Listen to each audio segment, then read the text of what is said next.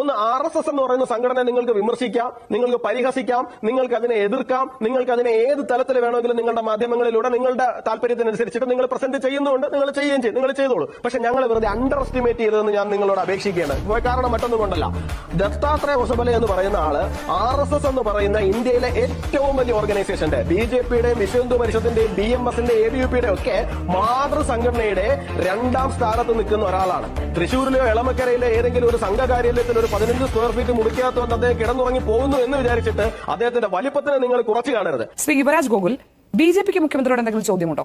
BJPക്ക് മുഖ്യമന്ത്രിയോട് എന്ത് ചോദ്യം ചോദിക്കാനാണ്? അദ്ദേഹത്തിന്റെ ഭരണപക്ഷത്തിരിക്കുന്ന അദ്ദേഹത്തിന്റെ വളരെ വിശ്വസ്തനായിട്ടുള്ള ഒരു MLA അദ്ദേഹം ഭരിക്കുന്ന ആഭ്യന്തര വകുപ്പിനെ കുറിച്ചിട്ട് വളരെ ഗുരുതരമായിട്ടുള്ള ആരോപണങ്ങൾ ഉയർത്തുന്നുണ്ട്. ആ ആരോപണങ്ങൾ ആഭ്യന്തര വകുപ്പിനെ കുറിച്ച് എന്ന് പറയുമ്പോൾ ADGPക്ക് എതിരായിട്ട് ഉയർത്തിയിട്ടുണ്ട്. ഇപ്പോൾ കഴിഞ്ഞ ദിവസം ശ്രീ ശശിശങ്കർ അദ്ദേഹത്തിനെതിരായിട്ട് വന്നു, ശശിധരൻ അദ്ദേഹത്തിനെതിരായിട്ട് വന്നിട്ടുണ്ട്, സുജിത് ദാസിനെതിരായിട്ട് വന്നിട്ടുണ്ട്. ഈ SP ആയിരുന്ന സുജിത് ദാസ്